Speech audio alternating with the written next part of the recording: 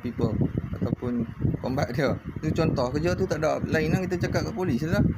Kalau kita bagi SPRM dia, kita kerja dia mesti ke bank, siasat-siasat tu tentang penipuan bil, tarikh pendaftaran pajakan, kan?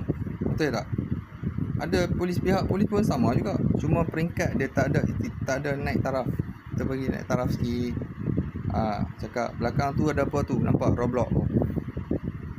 Apa Roblox kan? You bila kita tengok itu, you ada buat sokongan, kita saja tengok aja. Tengok mana yang nak gol Cina ni.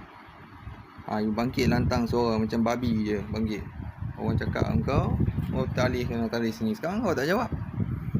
Bukan. Mana boleh bukan kalau Cina berkauman sini ada seorang lagi seekor aku tengah cari. Betul-betul dia ni lah. Ada seekor lagi Cina tu yang gambar sengkuang tu. Apa? Ni ubi sengkuang. Ubi apa tu? Ubi apa tu? Macam kepala dia ni juga. Kalau dengar orang lain kita bersuara, zaman sekarang dia tak sama macam dulu. Zaman sekarang dia bercakap, siapa pun boleh bercakap pada hak suara. Memang ada akta dan juga darurat tu semua kita ada. Kalau kata situasi yang kamu buat tu tak sesuai, kamu ada juta pun, saya pun boleh saman kamu. Sekarang pun saya boleh saman. Boleh. Tapi kamu tu pergi buat saman kat saya, nak tengok nanti siapa nak datang. Saman apa engkau. Buat kerja pun tak betul. Main melawak kita Fatin aiskrim lah. Lagi melawak pula ni apa buruk mayai lah, apa emas lah.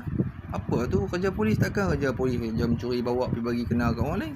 Hang buat hampir